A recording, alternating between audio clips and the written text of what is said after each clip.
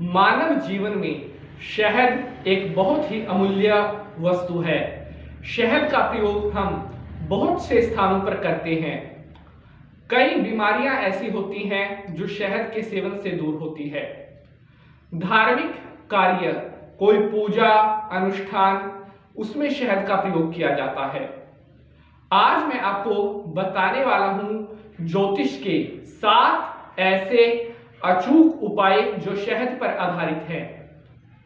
आपको इन उपायों से बहुत लाभ मिल सकते हैं, बहुत जल्दी रिजल्ट मिल सकते हैं अगर आप शहद पर आधारित ये उपाय करते हैं। प्रिय बंधुजनों, अगर हम अपने ज्योतिष शास्त्रों की बात करें तो ज्योतिष शास्त्रों में शहद को एक बहुत ही अमूल्य औषधि कहा गया है। हमारे बहुत से रोग, बहुत से संकट, बहुत से कष्ट ऐसे हैं जो शहद के उपाय से दूर हो जाते हैं। जैसा कि आपने आज के इस एपिसोड के टीजर में भी देखा है कि शहद को इस उपाय से होता है तुरंत वशीकरण। जी हाँ, अगर आप किसी का वशीकरण करना चाहते हैं तो उसके लिए भी शहद बेहद कारगर होता है। अगर कोई ऐसा शत्रु है जो बार बार आपका कार्य बिगाड़ रहा है, कोई आपका दुश्मन है जो नहीं चाहता है कि आपका कोई भी कार्य बने, तो आज जो उपाय मैं आपको बताने वाला हूं, शहद का यह उपाय आपके शत्रुओं को समाप्त कर देगा। आपके शत्रु चाहे जितना मर्जी जोर लगा ले, आपका कोई भी कार्य बिगाड़ नहीं पाएंगे। आज जो मैं आपको शहद का उपाय बताने वाला हूं, यह तुरंत परिणाम देने वाला होता है। एकदम से आपको इस उपाय के सटीक रिजल्ट प्राप्त होंगे। जहां पर यह उपाय वशीकरण तो करता ही करता है, साथ में 7 ऐसे दिव्य उपाय भी मैं आज आपको बताऊंगा जो आपको हर तरह से सुख सौभाग्य दे सकते हैं।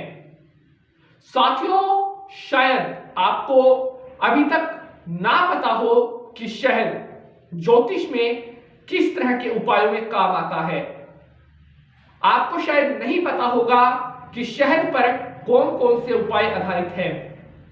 लेकिन यकीन मानिए, अगर आप आज का यह एपिसोड पूर्ण देख लेते हैं तो आपको इन उपायों से तुरंत रिजल्ट की प्राप्ति होगी। शहद के ये उपाय बेहद ही सरल उपाय हैं, लेकिन इनका जो रिजल्ट है बेहद चमत्कारी रिजल्ट है।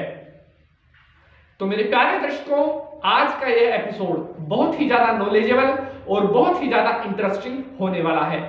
नमस्कार, सुस्वागतम, आभार। मैं पंडित निची शास्त्री आप सभी भक्तों का आज के इस नए एपिसोड में बहुत बहुत स्वागत करता हूं। उम्मीद है आप सभी स्वस्थ होंगे, मस्त होंगे और माता रानी की कृपा सदैव आपके ऊपर बनी रहे।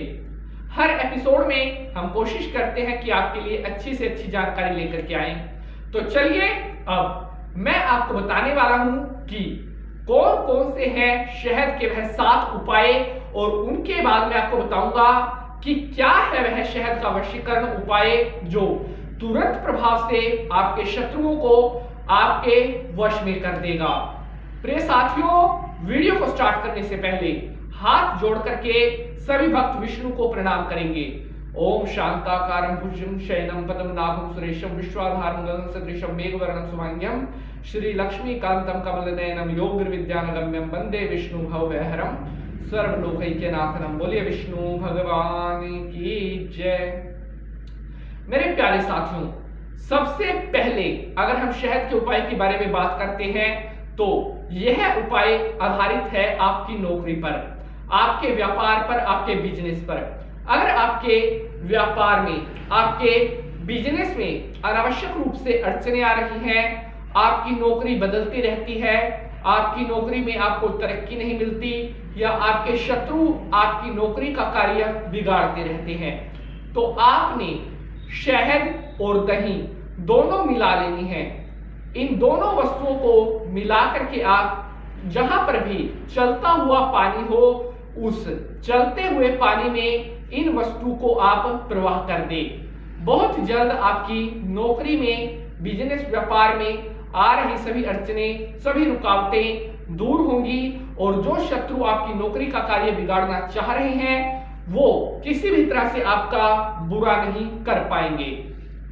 अब एपिसोड में बढ़ते हैं आगे, रुक करते हैं उपाय नंबर 2 की तरफ। अगर आपके परिवार में अक्सर लड़ाई झगड़े रहते हैं, घरेलू कलह रहती है या किसी भी तरह से आपके परिवार में छोटी मोटी बातों को लेकर भी लड़ाई झगड़े होते रहते हैं, तो यह उपाय घरेलू शांति का महा उपाय है। आपने रोज सुबह शहद का सेवन करना है।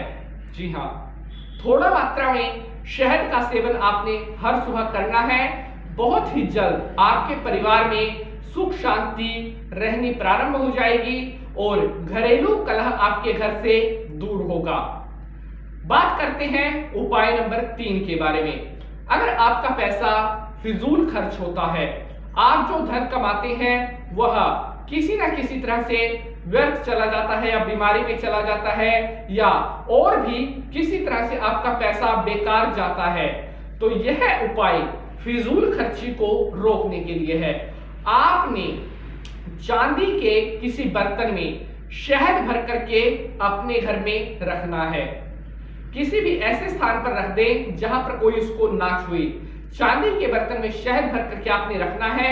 बहुत जल्द आपके घर में शांति रहनी प्रारंभ होगी, आपकी फिजूल खर्ची बंद होगी, पैसे का सही लाभ मिलना आपको प्रारंभ हो जाएगा।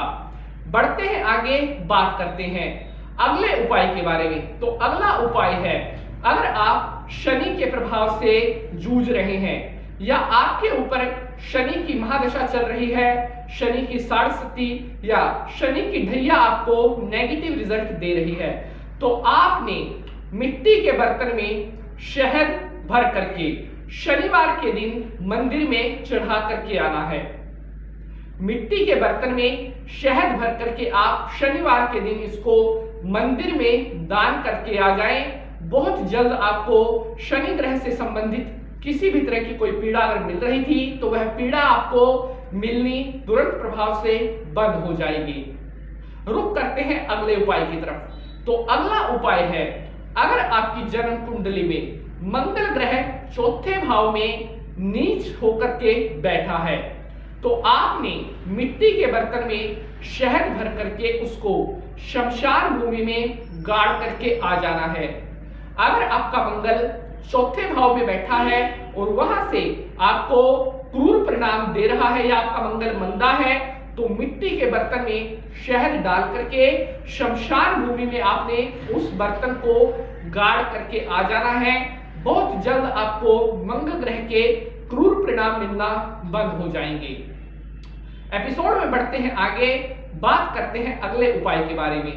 तो अगला उपाय है, अगर आपकी जन्म कुंडली में सूर्य ग्रह किसी भी तरह से खराब परिणाम दे रहे हैं, नेगेटिव रिजल्ट दे रहे हैं, तो आपने रविवार के दिन शहद का दान जरूर करना है, क्योंकि रविवार के दिन शहद का दान करने से सूर्य देवता प्रसन्न होते हैं और आपकी जन्म कुंडली में आपको शुभ रिजल्ट देना प्रारंभ करते हैं। यह था उपाय नंबर 6। अब उपाय नंबर 7 बताने से पहले अब मैं आपको बताता हूं कि शहद से आप किस तरह से कर सकते हैं अपने शत्रुओं का दमन, किस तरह से आप अपने शत्रुओं का वशीकरण कर सकते हैं। अगर आपको पता है कि कोई आपका ऐसा शत्रु है जो आपका कार्य बिगाड़ रहा है, आपको अपने शत्रु का नाम पता होना चाहिए, जो आपको पता है कि यह आपके काम को देख करके खुश नहीं है या आपके काम से ईर्ष्या करता है, तो आपने शनिवार के दिन पुष्य नक्षत्र में जो बातें मैं बता रहा हूं, ध्यान पूर्वक आपने इन बातों को सुनना है। शनिवार के दिन पुष्य नक्षत्र में आपने भोजपत्र पर लाल चंदन से अपने शत्रु का नाम लिखना है। एक बार फिर मैं आपको बता देता हूं ताकि महत्वपूर्ण जानकारी आपसे मिस ना हो सके। शनिवार का दिन होना चाहिए, पुष्य नक्षत्र होना चाहिए और आपने एक भोजपत्र पर लाल चंदन से या लाल रंग की स्याही भी आप ले सकते हैं। अगर अनार की कलम मिल जाए तो सबसे बढ़िया है। उसके द्वारा आपने उस भोजपत्र पर अपने शत्रु का नाम लिख लेना है और उसके बाद आपने उस भोजपत्र को फोल्ड करके शहद की शीशी में डुबा देना है, ऊपर से ढक्कन कर देना है बंद। और अब आपने इसको किसी सुरक्षित स्थान पर छुपा करके रख देना है जहां पर किसी की नजर ना पड़े। बहुत जल्द आपका शत्रु आपके मन मुताबिक काम करने लगेगा। आपके शत्रु चाहकर भी आपका कार्य नहीं बिगाड़ पाएंगे। जब तक आपके शत्रु का नाम शहद में डूबा रहेगा तब तक वह शत्रु आपके वश में रहेगा। तो इस उपाय को अगर आप कर लेते हैं तो बहुत जल्द आपको इस उपाय के पॉजिटिव रिजल्ट देखने को प्राप्त हो जाएंगे। तो चलिए अब एपिसोड में आगे बढ़ते हैं और बात करते हैं अगले उपाय के बारे में। तो अगर आपको लगता है या आपको पता है कि आपकी जन्म कुंडली में शुक्र ग्रह खराब है, किसी भी तरह से शुक्र आपकी कुंडली में नेगेटिव रिजल्ट दे रहा है, मैं आपको बता भी देता हूं कि जब शुक्र खराब होता है तो किस तरह के नेगेटिव रिजल्ट मिलते हैं। जब भी जन्म कुंडली में शुक्र ग्रह कमजोर होता है तो स्त्री सुख में कमी, वैवाहिक जीवन में उतार चढ़ाव या संतान उत्पत्ति में भी दिक्कतें आने लगती हैं या संतान पक्ष की तरफ से चिंताएं बढ़ने लगती हैं और व्यक्ति का जो स्वभाव है वो कहीं ना कहीं चिड़चिड़ा होने लगता है या किसी तरह के प्रेम प्रसंग में भी उसको परेशानी आ सकती है अगर शुक्र खराब है या शुक्र नेगेटिव रिजल्ट दे रहा है। तो ये उपाय जो है ये शुक्र को ठीक करने के लिए है। आपने चांदी के बर्तन में शहद भर करके अपने घर की छत पर किसी सुरक्षित स्थान पर रख दे जहां पर से उसको कोई ना छेड़े। घर की छत पर चांदी के बर्तन में आपने शहद भर करके रख देना है। ऐसे स्थान पर रखना है जहां पर उसको कोई ना छेड़े या कोई भी उसको जूठा ना कर सके, कोई हाथ ना लगा सके। बहुत जल्द आपको शुक्र ग्रह के पॉजिटिव रिजल्ट मिलते हुए नजर आएंगे। बहुत जल्द आपको शुक्र ग्रह से जुड़ी हुई अगर कोई समस्या मिल रही है तो वह समस्या मिलनी बंद हो जाएगी। तो मेरे प्यारे दर्शकों, इस तरह से यह मैंने आपको बताए शहद के 7 महाअचूक उपाय। अगर आप इन उपायों को कर लेते हैं तो शीघ्र अतिशीघ्र आपको हर तरह के सुख की प्राप्ति होगी, हर तरह के सौभाग्य की प्राप्ति होगी। अगर आज के एपिसोड से जुड़ा हुआ आपका अन्य भी किसी तरह का कोई प्रश्न है जो आप हमसे पूछना चाहते हैं तो आप कमेंट बॉक्स के माध्यम से पूछ सकते हैं। हमारे एक भक्त का प्रश्न आया हुआ है, इनका नाम है राजीव कुमार जी। प्रश्न आया है मथुरा उत्तर प्रदेश से। ये पूछ रहे हैं कि क्या मैं राहु के लिए बीज मंत्र का जाप सुबह के समय भी कर सकता हूं?